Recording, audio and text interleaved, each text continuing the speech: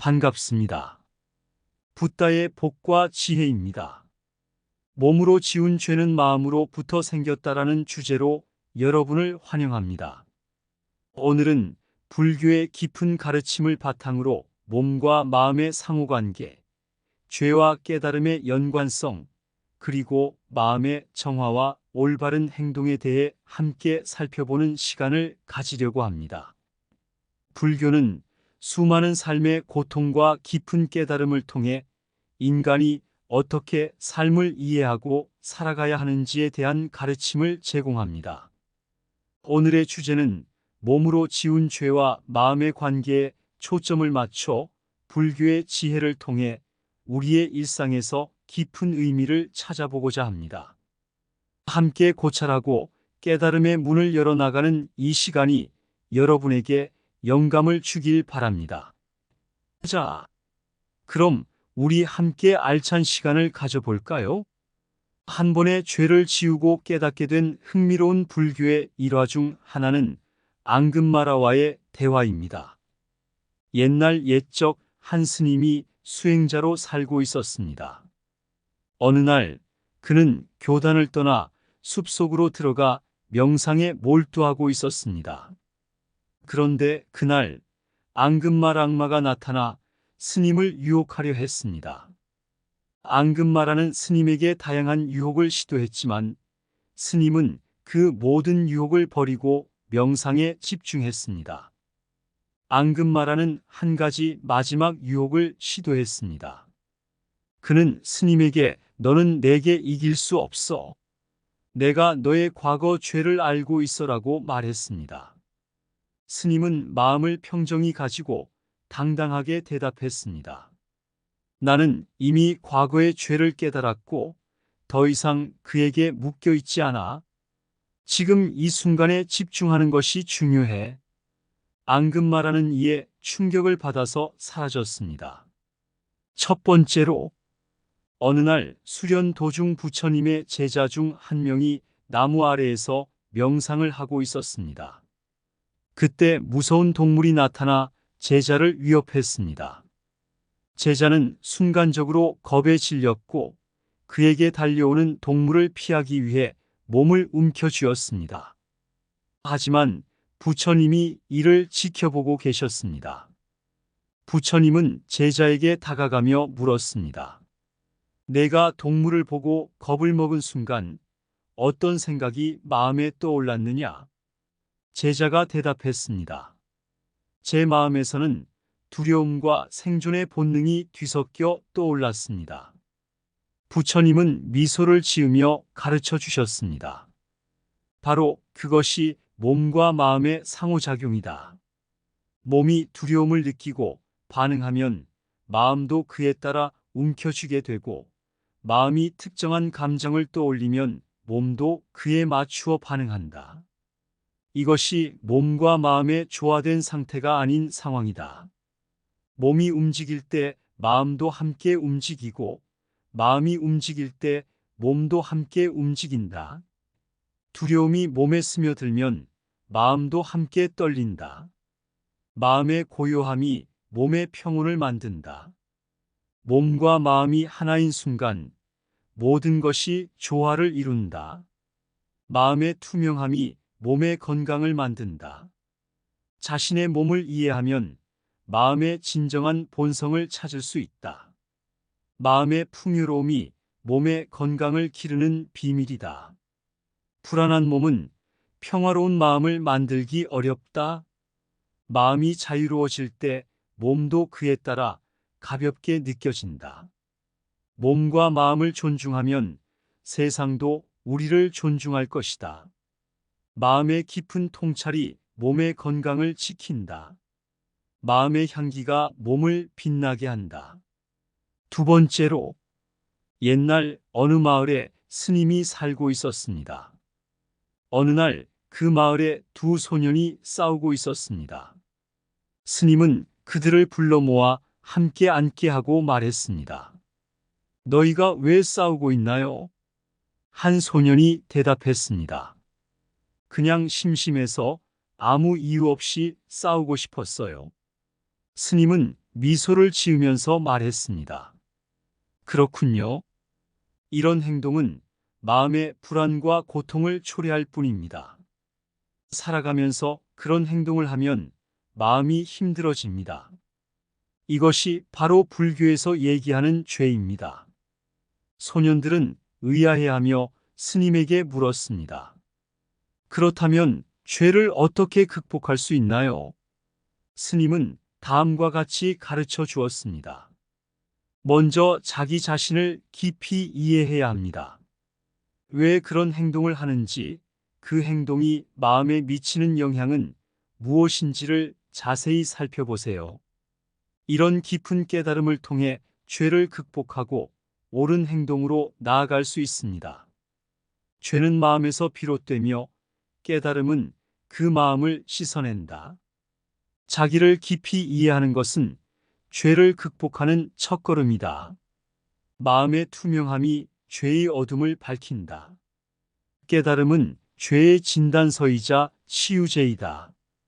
죄는 어둠, 깨달음은 빛이다. 어둠을 밝히려면 빛이 필요하다. 죄는 마음의 방해물, 깨달음은 그것을 해소하는 힘이다. 자기를 깊이 들여다보면 죄의 씨앗을 발견할 수 있다. 깨달음은 마음의 잘못된 행동에 대한 자각에서 비롯된다. 죄는 마음의 어둠 속에서만 자라나 깨달음은 그 어둠을 밝혀낸다.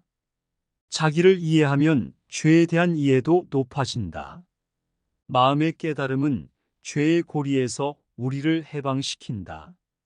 죄에서 깨달음으로의 길은 마음의 정화를 통해 펼쳐진다. 세 번째로, 옛날 어느 동네에 스님이 살고 있었습니다. 한날은 그 스님이 마을에 있는 사람들을 불러 모아 강연을 하였습니다. 그 강연에서 그는 이렇게 말했습니다. 마음이 투명하고 정화되면 올바른 행동이 자연스럽게 따라옵니다. 마음이 고요하고 평온하면 불필요한 욕망이 사라지고 이것이 올바른 행동으로 이어집니다. 그렇게 행동하는 것이 죄를 예방하는 가장 확실한 길입니다. 마을 사람들 중 한 사람이 질문했습니다. 하지만 어떻게 마음을 정화하고 행동을 올바르게 유지할 수 있을까요? 스님은 미소를 지으면서 답했습니다. 마음을 정화하는 가장 좋은 방법은 명상과 깊은 생각입니다. 일상 속에서도 자주 명상하며 마음의 소음을 없애세요. 또한 자기 행동을 지속적으로 반성하고 다른 이들에게 조심스럽게 배려하는 것이 마음의 정화와 올바른 행동을 얻는 길입니다.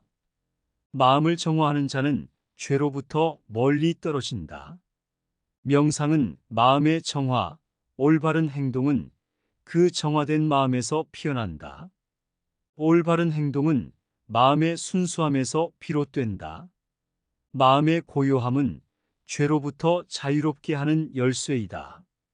명상을 통해 마음의 물결을 가라앉히고 올바른 행동의 연못을 만들어라. 정화된 마음은 올바른 행동을 자연스럽게 따른다. 죄를 예방하는 것은 마음을 맑고 순수하게 유지하는 것에서 비롯된다. 마음의 정화는 죄로부터 자유를 찾는 첫걸음이다.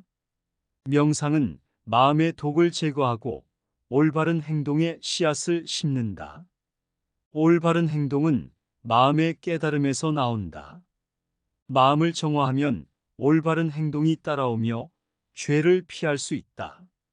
자기 반성과 마음의 평화는 올바른 행동의 조화를 이룬다.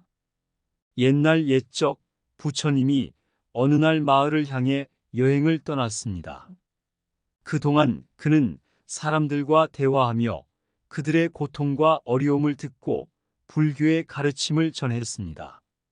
마을을 떠나기 전에 그는 마을 사람들에게 마음과 몸의 깊은 연결에 대한 이야기를 통해 불교의 중요한 가르침을 전하려 했습니다. 부처님은 이렇게 말씀하셨습니다. 여러분, 몸과 마음은 하나의 조화로 이루어져 있습니다. 마음이 건강하지 않으면 몸도 건강하지 않고 몸이 건강하지 않으면 마음도 건강하지 않습니다. 이 두 가지는 뗄 수 없는 관계입니다. 한 마을 사람이 궁금증을 품고 물었습니다.